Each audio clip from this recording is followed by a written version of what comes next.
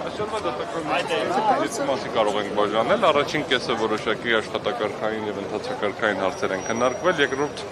ընդմիջումից առաջ սկսվեցին արդեն դիմումների ներկայացման գործընթացը բացատրություններ տված, այսինքն 6 ուժերը ներկայացրեցին իրենց դիրքորոշումը, վերջինը մենք մեր անցավ վաղ օրվա ժամի ավարտից կապված, վաղի ժամը 11-ին կշարունակենք։ Առավոտվա հետ կապված բացատրություններ արդեն տվել եմ, ըստ էության մենք միշտորություն ենք ներկայացրել, որով պահանջում ենք, որ ՍԴ-ն ըստ էության քննի գործը ամբողջ կազմով, այսինքն ոչ թե 7 հոգով, այլ 9 հոգով, դա ուներ մի շարք հանգամանքներ եւ այդ հանգամանքներից մեկը այն էր, որ սահմանադրական դատարանի վերաբերյալ կառուցակարգերը, կարգավորումները, որոնք կան սահմանադրությունում, որոնք սահմանում են սահմանադրական դատարանի լիազորությունները, պետք է ոնց որ սահմանված է, որ դրանք սահմանվում են բացառապես սահմանադրությամբ։ Նաև դրանով է պայմանավորված դատարանի կողմից որոշումներ կայացնելու որոշակի ինչպես կողմ, այնպես էլ դեմ որոշում է, պետք է ունենա 5։ Լավ, մենք ասել ենք, մինչև ամոթին հասնելը, մենք ասել ենք այնտեղ, որ քննարկել ենք առաջին կեսը որոշակի ընթացակարգային հարցեր եւ հիմնական խնդիրը, որը բարձրացվել է, դա ամբողջ մենք բարձրացրել ենք հարց ամբողջ կազմով քննարկելու, դա կպայմանավորված է սահմանադրականության խնդրի հետ, նաեւ որոշակի անհասկանալի դիրքորոշում կա կախված սահմանադրական դատարանի որոշակի դատավորների մասնակցության ճակատավոր ասած անհնարինության եւ այլ դատավորների մասնակցության հնարավորությամբ, այսինքն եթե Վլադիմիր Վարդանյանը եւ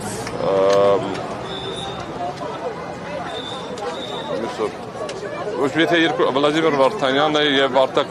Զեյնալյանը չեն կարող մասնակցել եւ իրենց աֆիլիացումն է ըստ էության երկու քաղաքական ուժերի հետ, Հանրապետություն կուսակցության եւ ԿՊ-ի հետ, ապա նույն խնդիրը կա նաեւ Սեդա Սաֆարյանի մասով, ով ըստ էության այդքան էլ ճիշտ նախորդ ընտրությունների ժամանակ եղել է Շիրինյան Բաբաջանյան դաշինքի 3-րդ համարը, իսկ այս ընտրություններում հիմա բողոքարկող կողմերից մեկը հենց Հանուն Հանրապետության կուսակցությունն է։ Համապատ մենք չենք բարձրացրել անհնարինության հարց, որովհետև մեր մեկնաբանությունը կայանում է նրանում, որ սահմանադրական դատարանը պետք է ամբողջ կազմով իր գործը քննի։ Հիմա ներկայացրեցին գործընկերները, հստակ ներկայացրել են բազմաթիվ խախտումներ, տարբեր կողմերով, տարբեր արգումենտներով, տարբեր տեսակետից, եւ այս գործը կարծում եմ, որ այդ բոլորը ավելի մանրամասն քննարկման առարկա կդառնա հաջորդ 1-2 օրվա ընթացքում հարց ու պատասխանի փուլում, բայց ներկայացվեց հսկայական վարչական ռեսուրսի խախտում։ Հստակ ներկայացրեցին Հայաստան դաշինքի գործընկերները, որ պետական բյուջեից լրջագույն հիմնավոր կասկած կա, որ պետական բյուջեից մի քանի 100 միլիոն դրամ ծախսվել է ԿՊ-ի ընտրարշավի վրա։ Հիմա դա ուղղակի ձևակերպվել է տարբեր գործիքների միջոցով։ Միասնության թևերի գործընկերները ներկայացրեցին, որ օրինակ նույն տարածքում իրեն գրասենյակը վարձակալել են, եթե չեմ սխալվում 200 քանի հազար դրամով, ապա նույն տարածքում նույն չափի կամ նույն չափանիշներին համապատասխանող ԿՊ գրասենյակը 20,000 է եղել։ Երբ որ ուրեմն դիտարկվել է ԿՊ-ի նախընտրական այդ բանը, նախընտրական ֆոնդի ծախսերը, ուրեմն ունեն 500-ից ավել շտաբ, բայց 0 աշխատող։ Ես ենթադրում եմ վախեցել են աշխատավարձ տան, որ չասեն ընտրակաշարք են բաժանում, բայց 0 աշխատող, այսինքն ակնհայտ դեպք կա, որ այս աշխատողներին կամ իրականում բաժանել են փողերը ոչ օֆիցիալ, կամ ինչ որ եթե դա նույնիսկ ընդունենք, որ դա պայմանական ասեմ, անվճար աշխատանք է եղել կամավորական, դա միևնույնն է նախընտրական ֆոնդի ծախսերի մեջ պետք է գրվի եւ ակնհայտորեն արկա է իրավիճակ, որ այդ ֆոնդի ծախսերը բազմակի անգամ կամ էապես գերազանցել է թույլատրելի սահմանները։ Բայց սա բերեցից խախտումների մի մասը Հայաստան դաշինքի գործընկերները ներկայացրել էին նաեւ հստակ հաշվարկ ստորագրությունների, որը մենք նույնպես իրականացրել ենք եւ նիստի ժամանակը քննարկենք, մոտ 30,000 տարբերություն կա ստորագրությունների եւ քվեարկած անձանց։ Ավելին, երբ որ մենք վերցնում ենք ընդհանրապես ԿՊ-ի ցուցակները, ներողություն, ԿՀ-ի աղյուսակը, որը հրապարակվել է ոնց որ թե թարմացված եւ փորձում ենք համադրել այդ տվյալները,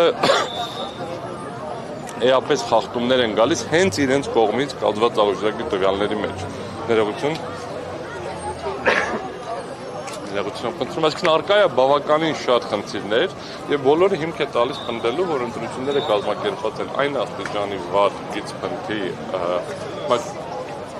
կամ դիտավորյալ տարվել են այնպես խախտումներ, որ իրականում ժողովրդի կամահայտնությունը բարձելու հնարավորությունը քիչ սահմանափակ է։ Մենք ես ինչպես նշեցի, կսկսենք ներկայացնել արդեն մեր դիրքորոշումը, մեր բացատրությունները կտանք վաղը եւ մանրամասն կներկայացնենք ինչպես ընդհանուր իրավախախտումների հարցը, օրինակ դիմել ենք որպես ապացույց պահանջվի եւ փորձաքննություն իրականացվի ծրարների տապանցիկության հարցը, որովհետև մի շարք ընտրատեղամասերում ծրարները եղել են տապանցիկ։ Ես մի անգամ ասել եմ, տապանցիկ պետք է լինեն ընտրությունները, ոչ թե ծրարները եւ քվեարկության ընթացքը։ Կա խնդիրներ, այդ ինքնակպչուն,